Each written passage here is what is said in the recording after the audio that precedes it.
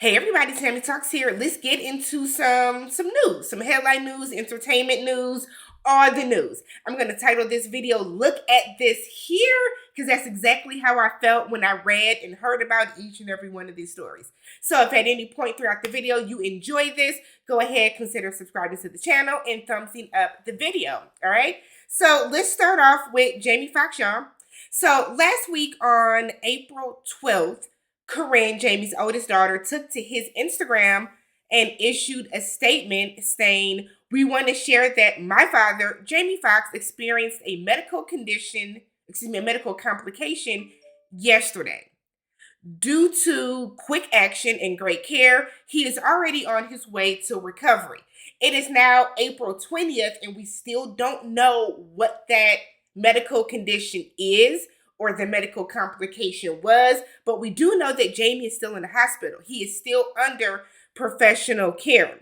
His daughter did right away turn off the comments on the post. She has not gone into detail, which is leaving a lot of people to make their own suspicions and speculations. One thing that has come up is that, did Jamie Foxx have a stroke? Some other people are saying maybe he has some type of heart attack. You know, there are some people that are very anti-pandemic that are saying it might have been because he got the shot, he got the vaccination. So we don't know what it is. So there was a source that told ET, who is of course anonymous, that Jamie is doing okay, he's recovering, and he has been surrounded by family. It's weird. I think it's weird. Now, I understand why people are saying, well, you know, give them the privacy they want and stuff like that. But when this is a celebrity of Jamie Foxx's caliber, of Jamie Foxx's celebrity, and you come out and say, oh, he had a medical emergency, but don't worry, y'all, we took care of it, and then that's it, it's going to cause people to speculate. It just is. I understand Corinne wanted to get ahead of the story. Totally understand that. But you also have to know that when you say something like that, it's going to cause people to speculate and guess and wonder and make their own stories up, because that's what's happening. So we do know that Jamie is in the hospital recovering. That's literally all we know. It has been 8 days at this point. He is still under professional care. We saw that a lot of celebrities have started to come up or come out and show their support, wishing Jamie a speedy recovery, praying for him. I don't know. It's given this might be something bad. I'm more inclined to believe that it could have been a stroke, just because of the way that people are like posting pictures and stuff like that. I feel as if it were just a heart attack, and I'm not saying just facetiously, but if it were a heart attack, we would have seen Jamie by now. We would have, gotten some type of update. It's a little unsettling, but all we can do is hope and pray that Jamie comes out of this fully recovered and healed. We know that he is extremely, he's like a quadruple threat. Jamie sings, he writes, he acts, he does comedy. Like, Jamie is the full package, the whole deal. So we are praying for Jamie to have a full recovery, or at least, Corinne to give some type of update, whether it's not basically coming out and, telling all his business, but giving some type of update so we get, I don't know, I don't want to call it closure, but so we just feel a little bit of, okay, he's going to be okay, rather than hearing from like TMZ and these anonymous sources that Jamie is doing okay. Does that make sense to y'all? So next up, Jonathan Major, y'all. Jonathan Major has now been dropped by his management team and his PR agency. That is not good. That is not good, y'all. That is not good. So he was with a talent manager from Entertainment 360. And then his long-term PR agency has dropped him as well. So Jonathan Major, I first noticed Jonathan Major in The Harder They Fall, which was like the Black Cowboy movie on Netflix. He has also been in Creed 3. He has been in Ant-Man and the Wasp. And he started to really rise to fame through that. A lot of people, his PR firm is called The Lead Company. So a lot of people started to really take notice of him from his like budding friendship with Michael B. Jordan. So March 25th, we found out that Jonathan Majors had been arrested after an alleged domestic dispute with a 30-year-old woman who is believed to be his girlfriend. So the victim was taken to the hospital. She had minor injuries to the head and to the neck, and he was arrested. Okay. So after he got out, I think he was released to his own recognizance. His attorney then decided to release all these different text messages that was supposed to clear his name and prove to the press that, hey, my client is innocent. But I think it had an adverse effect. I don't think it had the desired effect that they thought it was going to have, because it actually had a backlash. So some of the messages that are in this text message was like, please let me know you're okay when you get this. They assured me you won't be charged. They said they had to arrest you as protocol when they saw the injuries on me and they knew we had a fight. I'm so angry that they did, and I'm sorry you're in this position. We'll make sure nothing happens about this. I told them it was my fault for trying to grab your phone. I only just got out of the hospital. Just call me when you're out. I love you. So here's the thing with this. We know that when the story first came out, a lot of people felt as if, Jonathan was getting the short end of the stick because he is a black man. I believe that his girlfriend was a white woman, right? I think it also came out that Jonathan is the one that called 911 himself. But when they got there, she did have injuries and very apparent visible bruises on her body. The text messages, and that's just one part of the text messages that came out, the text messages aren't helping. The text messages are not helping. They did not help. We saw that he got dropped he's no longer invited to the Met Gala, which we know is a small blip in the grand scheme of things. But that's also major. You want to be at the Met, right? That's where that's where a lot of networking goes. That's the who's who of entertainment and fashion and stuff like that. So you want to be at the Met. But this, you hate to see it. You know what I mean? We were rooting. We were rooting for Jonathan Majors. He had everybody on his side. Y'all was saying he was civil rights fine and things were seemingly going great with him. And then this happened. So to be dropped by your manager and then your PR team, it's not looking good for you. I know they said they're recasting him in the Marvel series that he was supposed to be in. It's just you hate when you see somebody that is on the rise. They're rising, and all it takes is one night, one wrong moment to completely change the trajectory of your life, and that's what's going on with Jonathan Majors. You hate to see it. You really hate to see it. Marques Houston. Did I get rid of his thing? Yeah. Okay. So we have Marques Houston, y'all. Let me see if I can pull Marcus's picture back up real quick. So Marques Houston, who we all know as Batman from Immature, Batman from IMX, Roger from Sister Sister. He sings, he dances. We were cool with Marques Houston. Then I feel like the Chris Stokes stuff came out with B2K, and it gave a lot of us pause, right? And it was kind of like, oh, y'all be on some weird,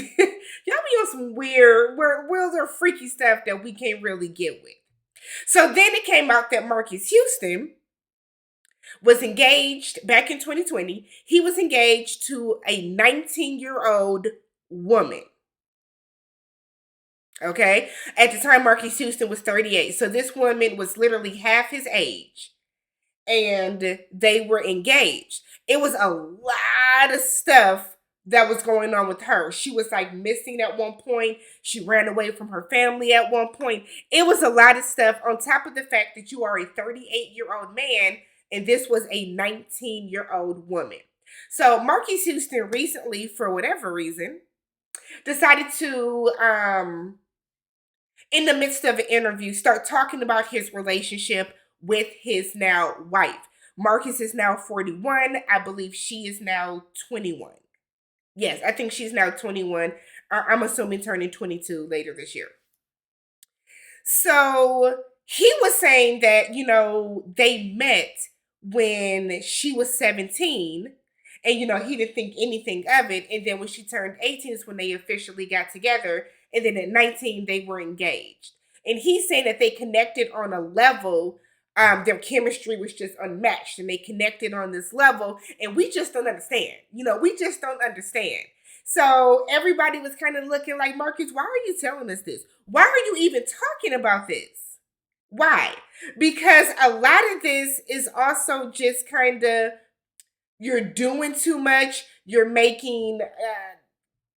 you're inviting us into a situation that we didn't ask to be invited to.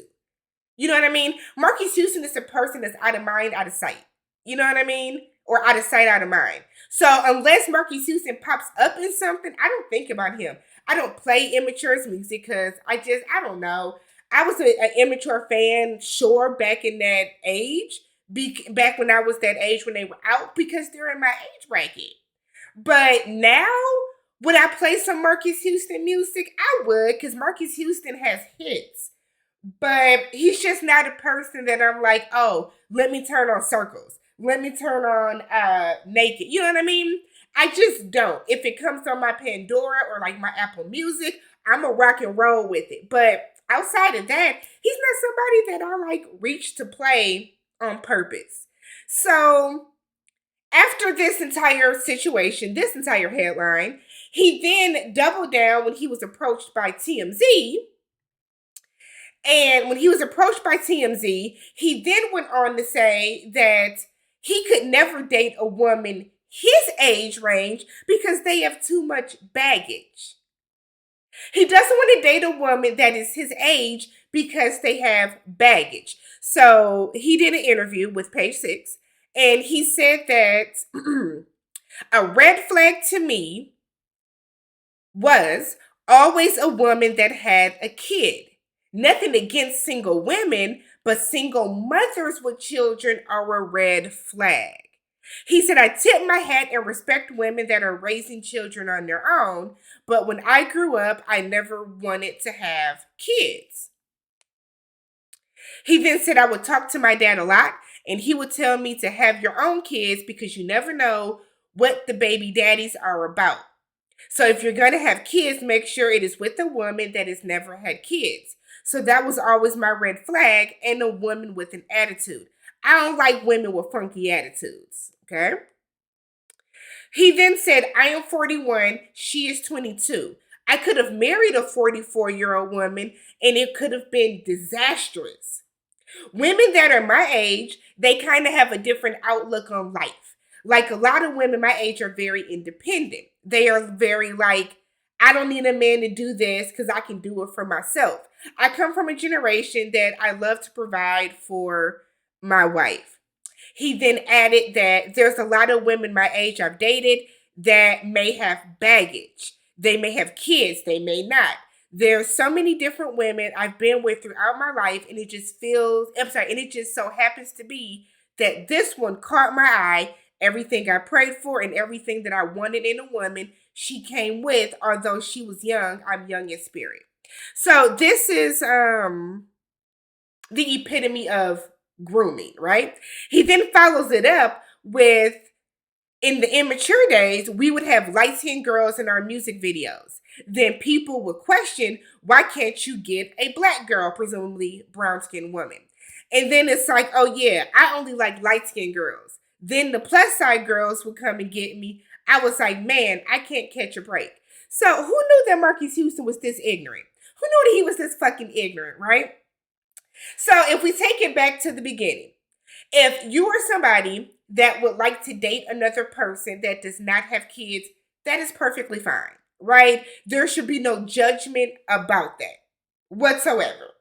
If you are saying that single mothers are red flags, that is the most ridiculous thing I've ever heard. Let's say, what if a single mother is a single mother because her husband died? What if a single mother is a single mother because she was assaulted? You know what I mean? What if a single mother, there are so many different scenarios that just make this sound so incredibly ignorant and problematic, right? He then says that he wants a woman he can control. He doesn't want to date somebody that's on his level, that has her own job, that can make her own money, that has her own shit going on, because he wants to be able to control you. He can control this little girl.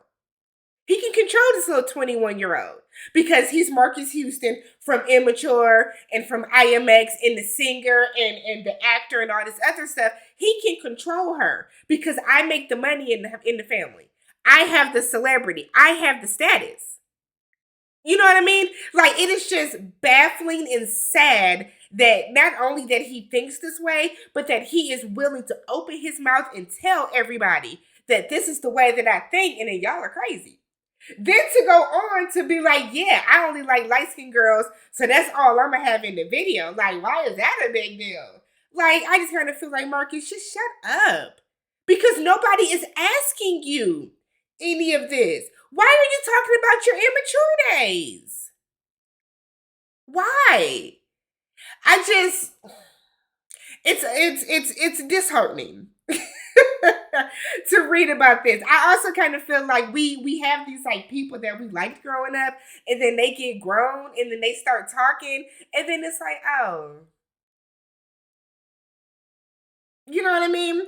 But I just kind of feel like Marques Houston, not only is it disgusting that you were 38 years old and or 36, we'll say, and you were looking at this 16-year-old woman, then, she turned 17, and it's like, oh, okay, you groomed her. You groomed her to be the type of woman that you wanted to marry. Because it's no coincidence that, I met her at 17, and then by 18, now we're engaged, and I think they got married at 19, and then by the time she was 20, they had a baby.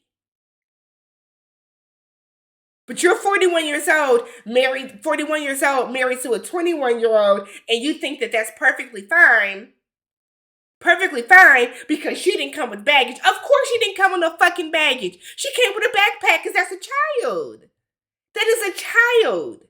Where are her parents? Her parents don't have an issue with that? My dad would have had a fucking fit if I was 21 years old dating a 41-year-old man. It's ridiculous. Don't say nothing else, Marques. But then, of course, he gets on and he issues this statement here on his Instagram because, we are the problem. So he said, to all my fan supporters and real truth seekers, I can see how the media would love to pin people against people for monetary gain.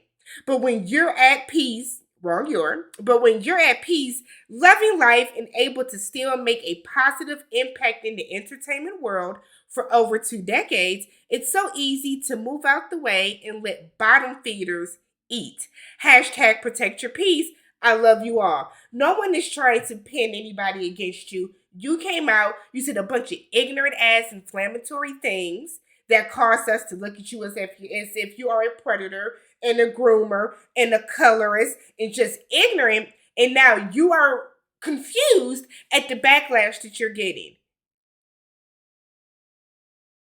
Take a nap.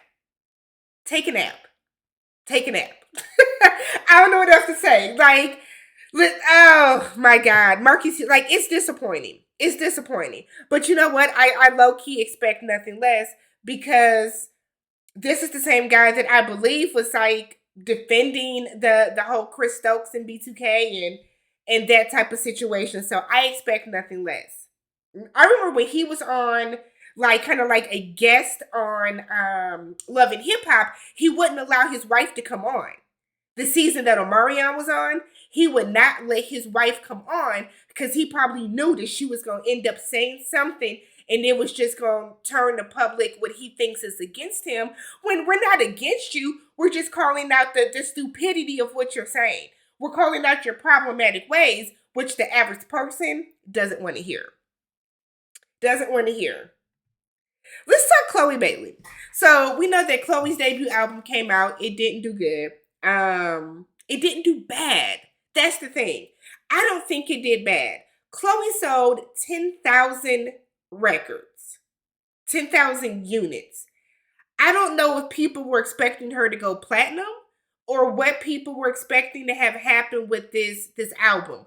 The marketing was there, the promotion was there. She had the features that she thought would get her there. The issue is the music. The issue was just the music. I have always said that when Chloe went solo, because we knew eventually these girls would go solo. When Chloe went solo, I think Chloe took for granted that when she was in this group with her sister, when they were Chloe and Haley, that a lot of people would comment on how good she sounded singing. She has a stronger voice than her sister does. And by stronger, I mean just like, stronger, prominent, more dominating sounding voice. Haley sings like an angel, which is why she is the Little Mermaid. But people would compliment Chloe on her dancing. We know that she sings. We know that she produces. I think she plays a couple instruments. But I think Chloe wanted to take the jump from the kids are all right, and she went straight to popping low, but dipping it low and busting wide and pop, drop, and lock it. That's where she went. I think she went too far. The last album that Chloe and Haley put out that has Do It on there, which blew up, that's the sound and the typical range, that genre that Chloe should have stayed in. But see, Chloe was seeing her counterparts, the Lottos, the Dojas, the Sweeties, that are around her age group. And, for them, sex sells. They're able to do that. They're able to get on stage and pop it and do all that other stuff and talk about sucking and licking and fucking. And that's not how we look at you, Chloe. You know what I mean? That's not how we look at you. We have watched you grow up. So then you have people that are blaming Beyonce for it. Why? Do I think that Beyonce might have or could have helped her out a little bit more, maybe tweeting about the album, maybe putting it in her Instagram story? But do you want to be the artist? Do you want to be the artist that people are listening to because Beyonce posted about it? Because you're Beyonce's artist? Or do you want to be the artist that has blown up because we are listening to you for you? So I think the way that Chloe went about it, not, trying to leverage and bank on Beyonce, I think that's the right way to do it for sure. And, absolutely for sure. But I think Chloe just needs to go back to the drawing board, put out more poppy ballads. Who wrote Do It for y'all? Did you write Do It? Because that's the that's the lane that you need to stay in. And I think once she got outside of that lane, that's where everything just went down. I think Chloe's going to be fine. If all else fails, Chloe is a great actress. Chloe's a good actress. I can see Chloe going on and continuing to do some of these movies, get on another TV show. She was good on Swarm. We saw her range from Grownish to Swarm, now to Praise This. So Chloe does have a future. We know that she can write. We have seen her literally produce and create a beat in a song on Instagram. She just has to get back to what was working for her as a group, find a way to take that group sound and get a little more Chloe into it without trying to go all the way too far to the left, if that makes sense, right? So, Chance the Rapper. Chance the Rapper. So Chance the Rapper, I think he's celebrating his 30th birthday. It looks like he is in the Caribbean or um he's in that part of the world. He was dancing and he was getting a little dance, right? A little grind on me situation with this young lady. And a lot of people are causing this issue where one, there's speculation that he is now divorced, separated from his wife because how dare he dance on someone. The other half is saying, or the other percentage is saying that it's disrespectful. I would never let my man be out here dancing with no woman like that. The third piece is people saying it's just dancing, it's just having fun. I don't see an issue with it.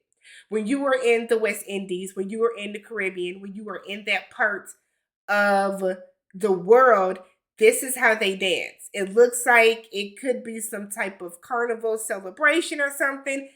I didn't see an issue with it. I don't think that automatically thinks or automatically makes it seem as if he is divorced.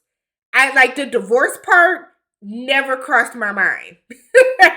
Like the divorced part never, ever, ever, ever, ever crossed my mind. So, what do y'all feel about this? Do y'all think that is inappropriate? Do y'all think that this is something that shouldn't have happened? Do you think that he was disrespectful to his wife for even dancing and being in a situation where he is put into or where he is put into a headline because he is a celebrity? Because there are tons of married men and fiancés and boyfriends and people in committed situationships and relationships that are doing the same thing that Chance is doing. The only thing is that he is Chance the Rapper. And because he is Chance the Rapper, it's turned into a bigger situation. And now it's a headline of he's being disrespectful. Oh no, maybe he's divorced. Oh no, maybe he's this, that, and the other. You know what I mean? I didn't see it as a big deal. Let me know what you guys think about this. We all know that over in that culture, when you're in those areas, this is how they party. The women dance like this with other men all the time. The men dance like this with women all the time, and it's just how they party, how they celebrate. It's a part of their culture to dance like that, whether as close as it is. We have seen videos where men are picking up these women and all but flipping them out and having the sex. You know what I mean? Like they are simulating sex in some of these videos that we've seen, but we just know that is just a part of their culture, how they dance. To them, it's nothing like super, super sexual about it. So let me know what you guys think about. Let me know what you guys think about that. Finally, this whole Bambi, the Bam, Erica Dixon, Mama D, E-Money situation. It's a lot. I don't know what's going on. I know that Imani, I don't watch Love and Hip Hop anymore. So I guess Scrappy and Bambi are going through a divorce. And somebody was asking Imani about where is Bambi, I guess trying to get some dirt, trying to find out what is really going on. Are her and Scrappy still going through this divorce? E-Money was like, quit asking me about this lady, about my stepmom. Stop asking me about that lady. Bambi then posted a picture saying, and putting in quotes, that lady. Erica gets involved. Imani responds back. Mama D is involved. They're filming Love and Hip Hop right now. That is literally all I have to say about that. They are currently filming Love and Hip Hop right now. We know how this goes with the cast of Love and Hip Hop. The same way that Safari is now all of a sudden dating Amara La Negra. Giving her twins Rolexes when you can't give Erica a fucking Rice Krispie treat for your actual kids. Your actual kids that came from you. So, I mean, y'all can talk about it down below. I really have no opinion on the whole Bambi, Erica Dixon, Mama D, E-Money situation. It's very much given. We're filming. Last season's ratings were trash. We have to try to do something different now because we're moving over to MTV, and they're not going to play with our black asses the way that VH1 did. Let me know what you guys thought about everything down below. If you did enjoy the video, thumbs it up, y'all. Subscribe to the channel, and I will catch you guys in the comment section. Peace.